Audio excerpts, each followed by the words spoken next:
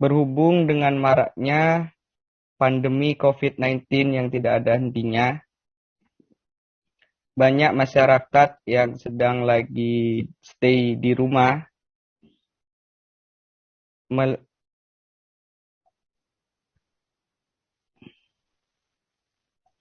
melakukan segala kegiatannya melalui sosial media.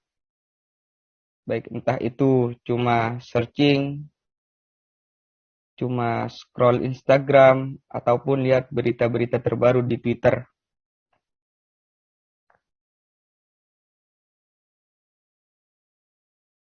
Untuk jangka waktu yang lama, melakukan kegiatan yang tetap seperti itu dirasa juga tidak baik bagi tubuh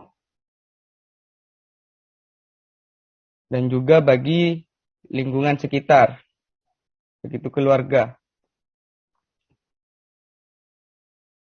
Nah, kakak kasih kesempatan untuk kelompok pro untuk menyampaikan pendapatnya.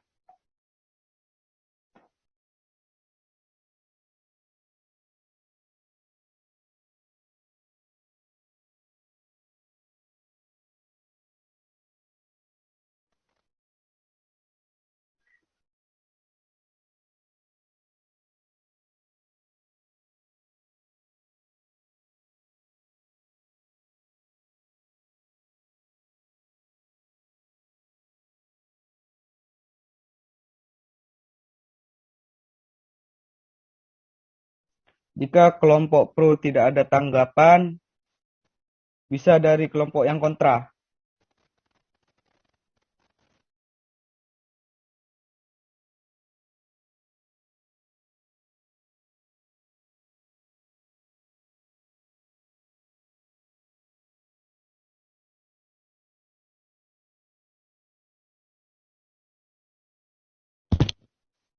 Izin sebelumnya saya mau bicara.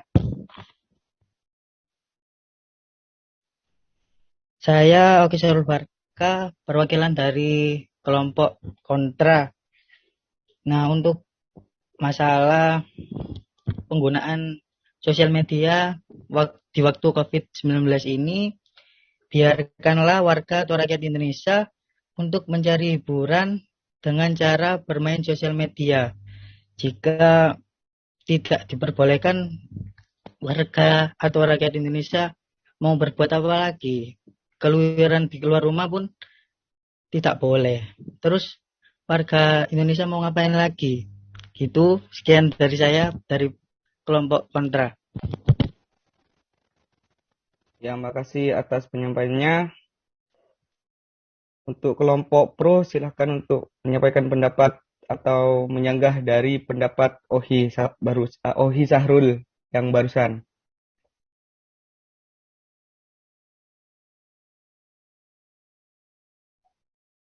Iya, Rohiki. Langsung on mic dan ngomong gitu aja. Oke? Permisi Kak, saya dari tim Pro beranggapan bahwa saya sangat setuju dengan mosi tersebut. Karena di masa pandemi ini kita dituntut untuk tidak untuk selalu menjaga jarak satu sama lain. Dengan kemajuan digital yang berkembang begitu pesat, kita dapat memperoleh informasi dengan mudah tanpa perlu terjun ke lapangan. Hal ini tentunya akan membantu menekan laju pertumbuhan dari COVID-19 sendiri dan kita memperoleh keuntungan dari sosial media tersebut. Akan tetapi hal tersebut perlu diimbangi dengan sikap kita yang bijaksana dalam menggunakan sosial media. Contohnya seperti kita menggunakan sosial media seperlunya saja dan diimbangi dengan melakukan olahraga setiap hari agar kita tidak selalu terfokus pada sosial media yang dapat merusak pikiran kita. Kurang lebih.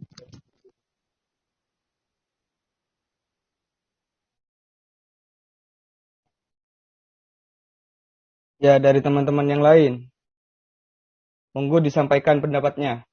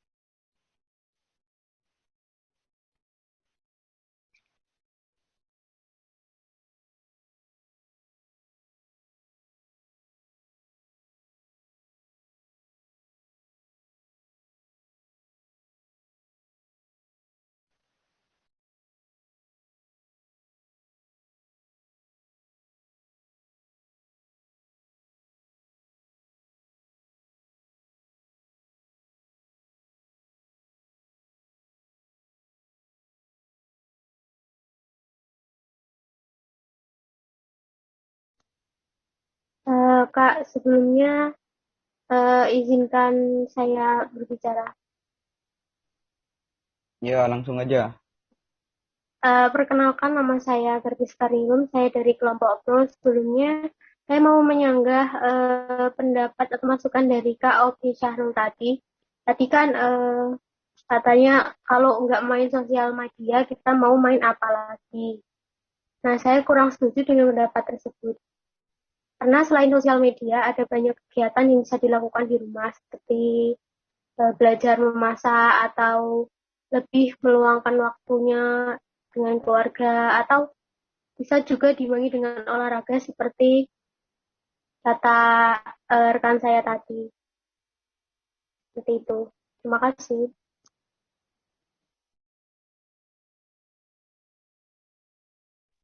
Ya, dari kelompok kontra apa ada sanggahan atau pendapat atau dari Sahrul mau menyanggah yang barusan juga? Gak apa-apa.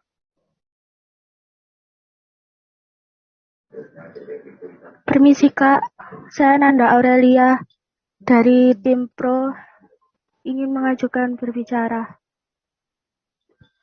Ya, Menurut saya Kak, kalau untuk saat itu sebelum pandemi mungkin bisa saja dilakukan dengan cara yang tadi disebutkan oleh mbaknya. Kalau untuk saat pandemi saat ini, sosial media itu penting sekali buat kita karena untuk untuk memutus rantai COVID-19. Terima kasih, Kak.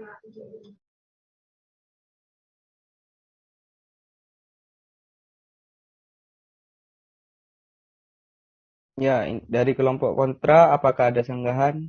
Ya, Afni, Resen, monggo dipersilakan untuk bicara. Saya akan menyanggah yang dari tim Pro tadi. Dampak positif media sosial kan banyak. Contohnya kemudahan untuk memperoleh kabar terbaru dan berita. Jadi dari media sosial itu kita dapat mengetahui berita tentang COVID-19 itu. Terus contohnya lagi, kita juga bisa memperoleh informasi tentang vaksin vaksin tentang vaksin. Dan juga kita dapat memperoleh informasi obat dari COVID itu apa. Terus solusi untuk menghadapi COVID atau dampak-dampak COVID tersebut kita bisa cari di sosial media. Terima kasih.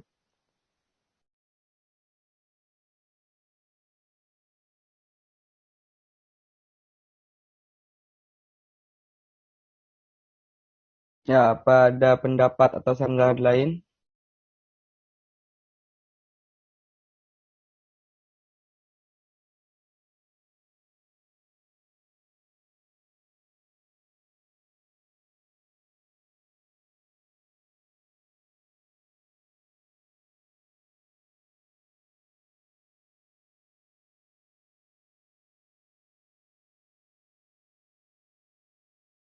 Iya, Ahmad Ilham. Langsung bicara, gak apa-apa. Ya, saya Ahmad Ilham Firmansyah, saya perwakilan dari tim Pro. Ya, memang bisa dikatakan media sosial memiliki banyak manfaat. Namun, di samping itu, kita harus ingat bahwa jika kita bermain media sosial terlalu lama, maka kita bisa menjadi kecanduan akan media sosial tersebut. Kita juga bisa menjadi tidak produktif karena setiap hari kita bermain media sosial terus-menerus. Oleh karena itu, sebaiknya kita membatasi diri kita untuk bermain media sosial dan kita sebaiknya yang beraktivitas yang bisa membuat tubuh kita sehat di masa pandemi COVID seperti ini. Terima kasih.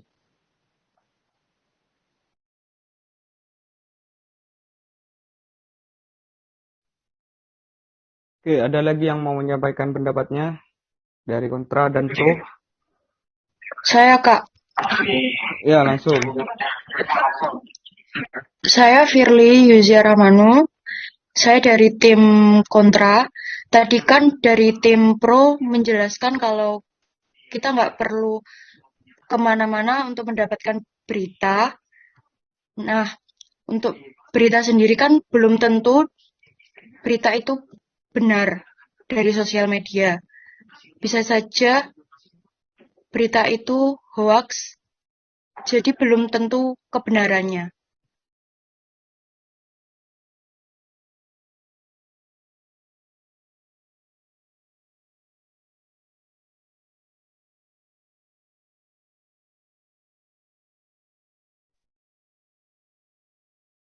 Ya, apakah ada yang mau memberikan pendapat lagi atau memberi sanggahan atas setiap pendapat yang udah disampaikan?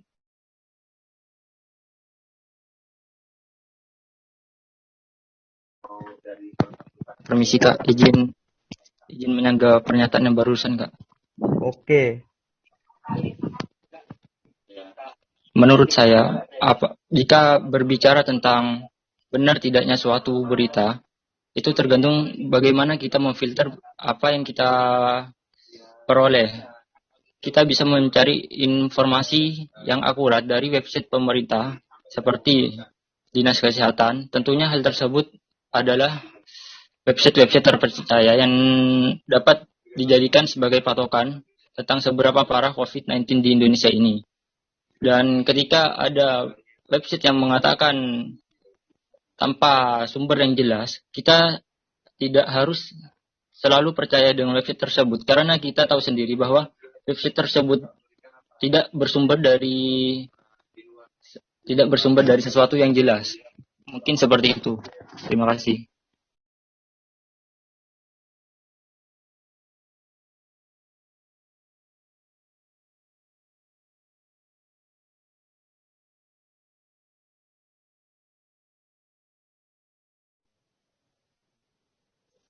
Kak,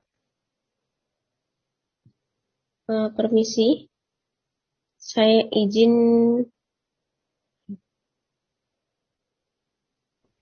Iya, langsung sampaikan aja pendapatnya. Saya dari tim kontra ingin menambahi rekan saya tadi.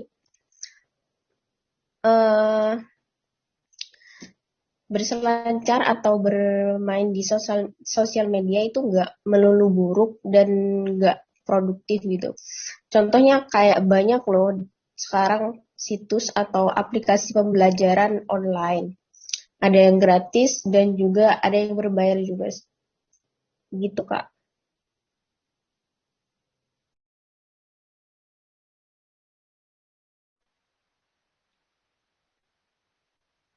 Saya mau menyanggah Kak. Ya, langsung. Untuk mengenai media sosial, ini tentunya harus bisa menggunakan dengan bijak. Soalnya akhir-akhir ini banyak sekali media sosial disalahgunakan. Bahkan banyak anak remaja Indonesia ini yang menyalahgunakan media sosial ini. Terus banyak anak kecil juga yang suka main game daripada belajar.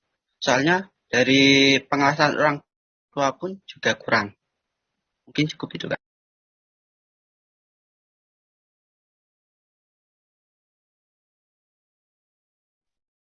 Terima kasih atas penyampaiannya.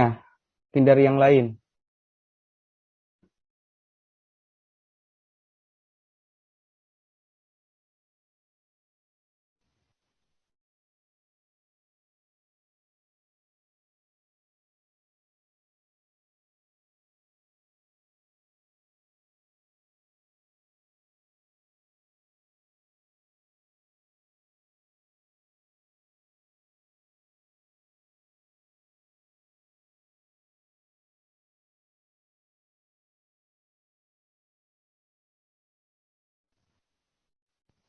Kak,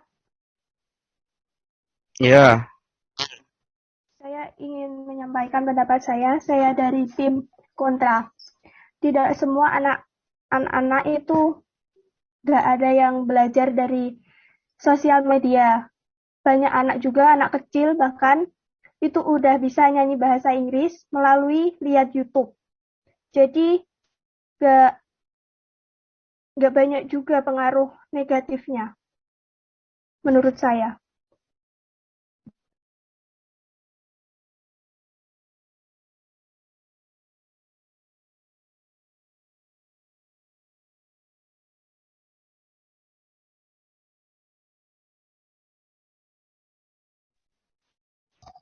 ya dari teman-teman yang lain yang mau menyampaikan pendapat atau memberi sanggahan terhadap pendapat yang sudah disampaikan tadi sebelum-sebelumnya juga gak apa-apa.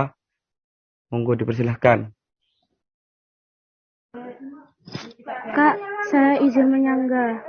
Iya, Untuk yang tadi berita hoax, itu menurut saya sih kalau yang zaman modern seperti ini kan pasti ada pihak yang menindaklanjuti atas berita hoax itu.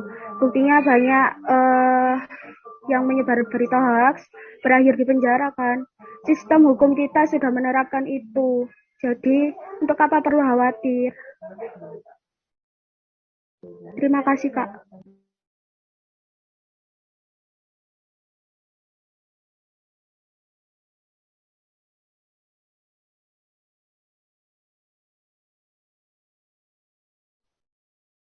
oke. Untuk pertemuan kali ini sampai di sini. Jadi, kakak kasih kesimpulan, sosial media kalau digunakan dengan sebaik-baik mungkin juga tidak apa-apa.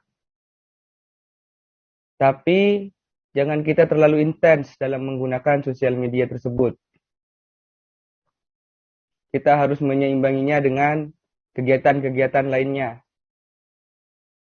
Ya, mungkin cuma itu saja kata dari kakak. Sekian untuk semuanya.